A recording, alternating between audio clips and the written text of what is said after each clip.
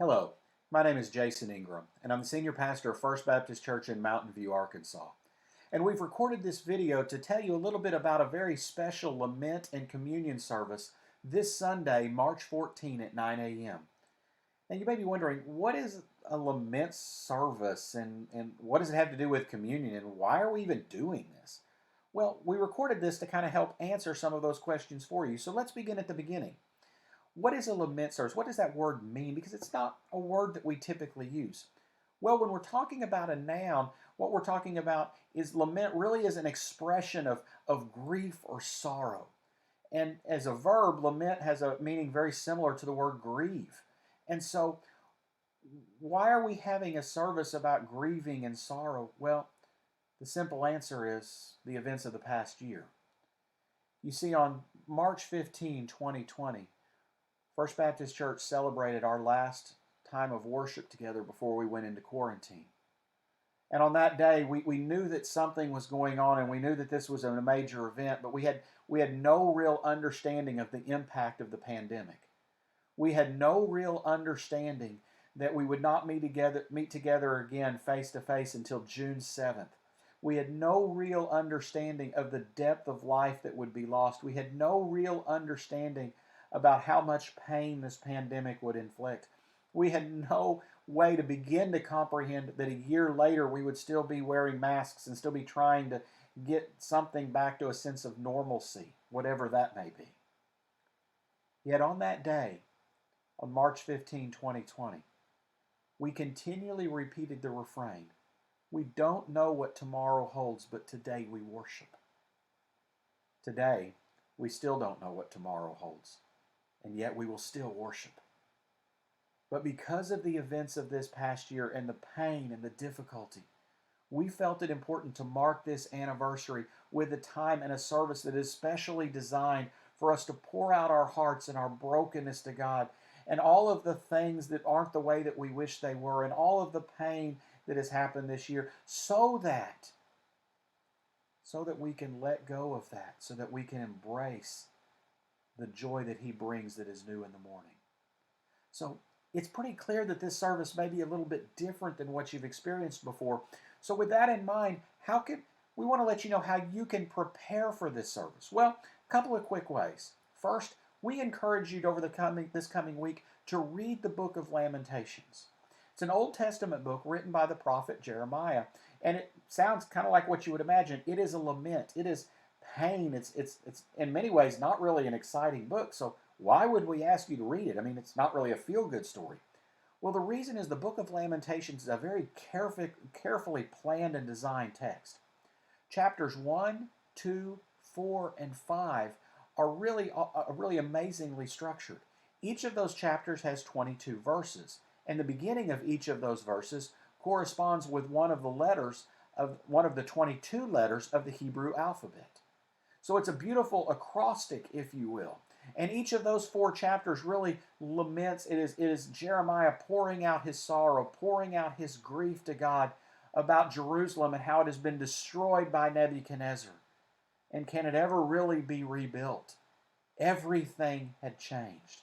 Everything that Jeremiah and generations before him had known had been destroyed. Now Jeremiah knew it was coming. God had told him. But even though Jeremiah knew, experiencing it was so much more profound than he ever imagined. Now I mentioned to you chapter 1, 2, 4, and 5, but it's pretty obvious that I've left out chapter 3. While chapters 1 and 2 and 4 and 5 relate to mourning and grief and lament, chapter 3 is a bit different. Chapter 3 focuses on joy and hope in the midst of it all. And lest we mistake the beauty of this, chapter 3 does not have 22 verses like the other 4 chapters does. It has 66. And even by its structure, Jeremiah is telling us, despite all the pain, despite all the mourning, there is hope every morning. God's mercies are renewed each and every morning. Great is His faithfulness. And so I encourage you to read not once, but even twice, the book of Lamentations as you prepare for this service. Also, on a more concrete level, I encourage you to have a notebook and a pen with you. even if you're joining us online in a streaming format, you will really need to have a notebook and a pen. Yes, it can be a piece of paper, doesn't really matter, but you're going to need something to write on and something to write with during the service. So don't miss that. That's going to be very, very important. Also, if you are joining us, you may have noticed that we are talking about celebrating communion or the Lord's Supper during this service. And you may wonder, well, Jason, if I'm streaming at home, how can I participate in this? Well, we're going to tell you how. You need to have with you some grape juice and a cracker. Now, I understand you may not have the cute, beautiful little cups that often we use, and you're welcome to stop by the church and get one if you really would like, but it'll be okay if it's a different quantity. And also, I recommend a cracker. Now, that cracker can be something as simple as a Cheez-It or a saltine. Yes, I understand that that is different than the type of Passover bread that was used during the first Passover and used with Jesus in the Last Supper. I do understand that. But these times really, well, they necessitate us being a bit creative. Now, in the midst of that creativity, let me encourage you.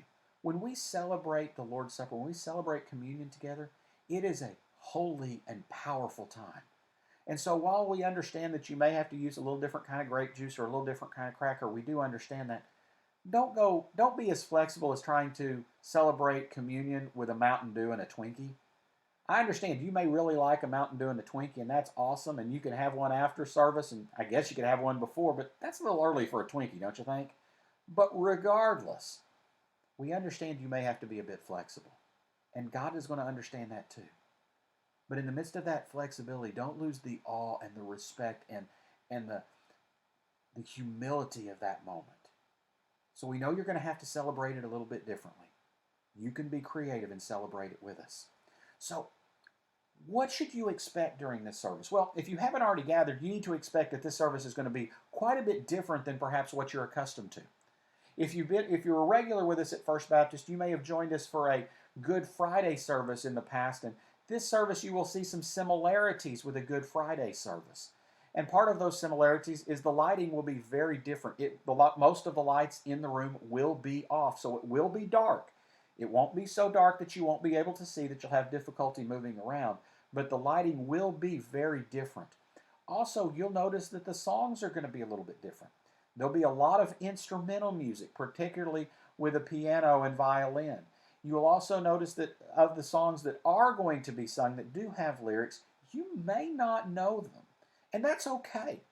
So if you know them, you're welcome to sing along. If you don't know them, let me especially encourage you, focus on the lyrics. By the way, whether you know a song or not, always focus on the lyrics because the lyrics matter.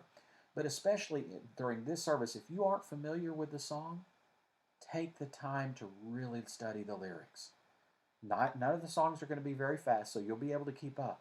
But let me encourage you, that's a very important aspect of this service. Also, as we've already alluded to, we are going to be celebrating the Lord's Supper, and in fact, the Lord's Supper will be the center of the service.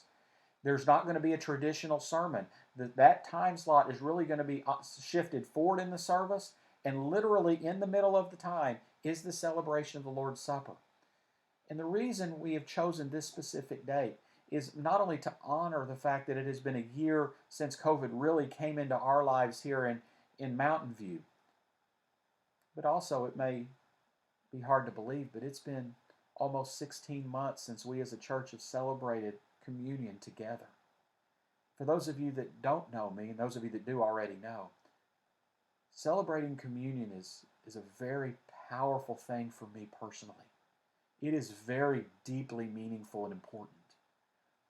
The last time we celebrated together was the Sunday before Thanksgiving in 2019.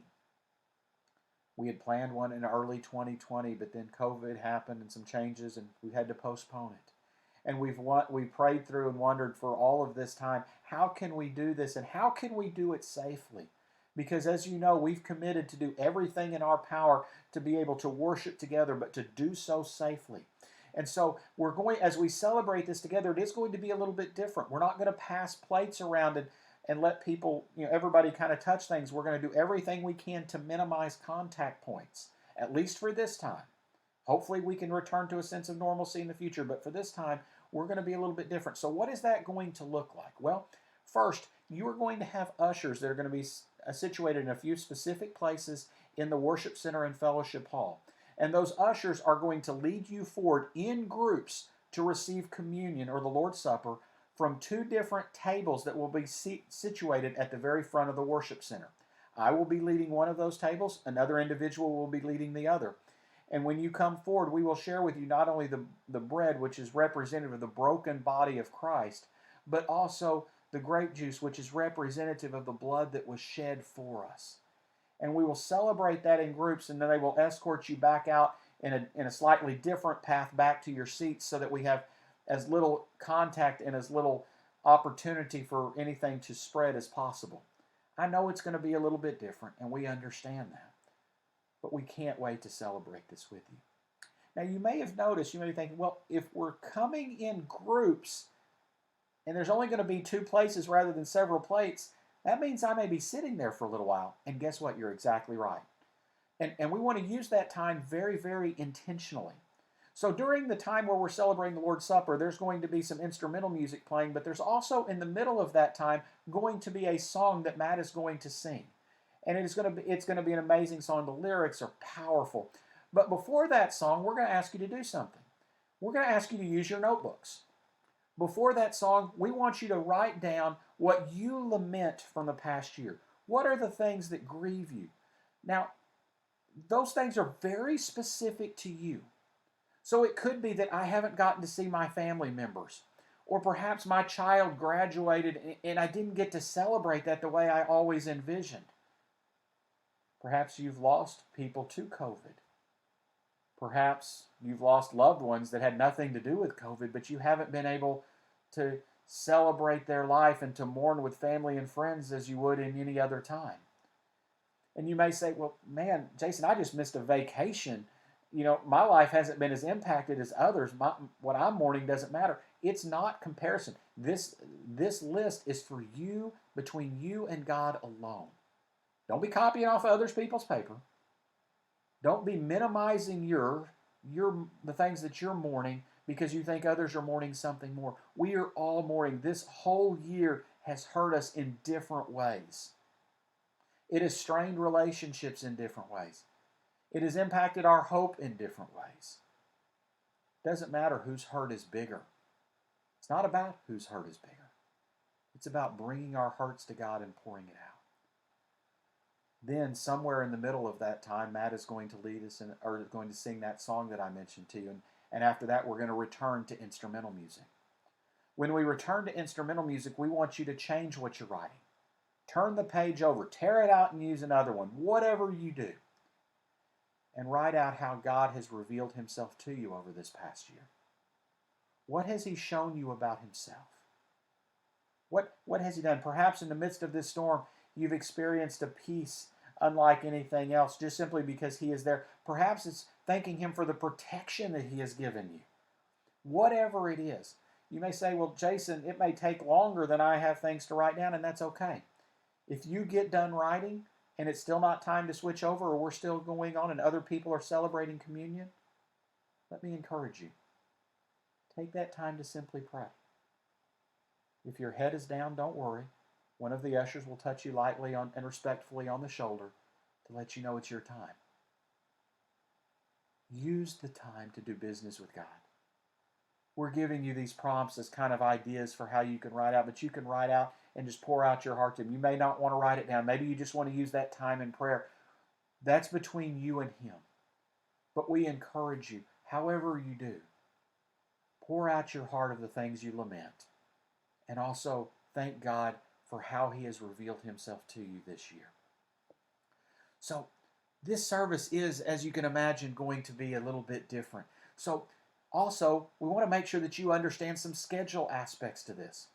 First of all, because we are going to need to start right at 9 o'clock, and because it is going to be darker and the order of service is going to be quite different than what you're accustomed to, you really want to be here a little bit early.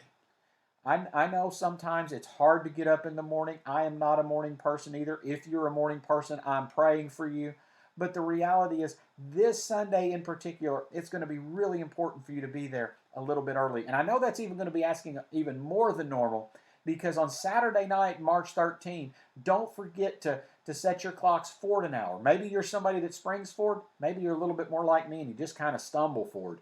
But however you do it, set your clocks forward an hour.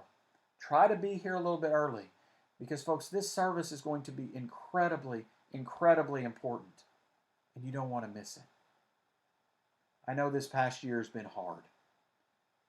I know there's lots of questions that I wish I had the answers to. I've got hurts. You've got hurts. God knows them. But perhaps He's waiting for us to bring them to Him so that He can really bring all of the healing that He desires. Let me encourage you. Take some time this week. Read the book of Lamentations. Find a notebook and a pen. If you're going to be joining us via streaming, make sure and spend some time. Get some grape juice and crackers. Whatever you have to do, be prepared.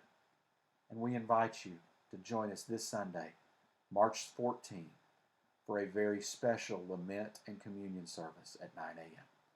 We love you. We can't wait to see you soon. Between then and now, let's let everything we say and do be for God's glory, for the good of our neighbor. We'll see you soon. Bye-bye.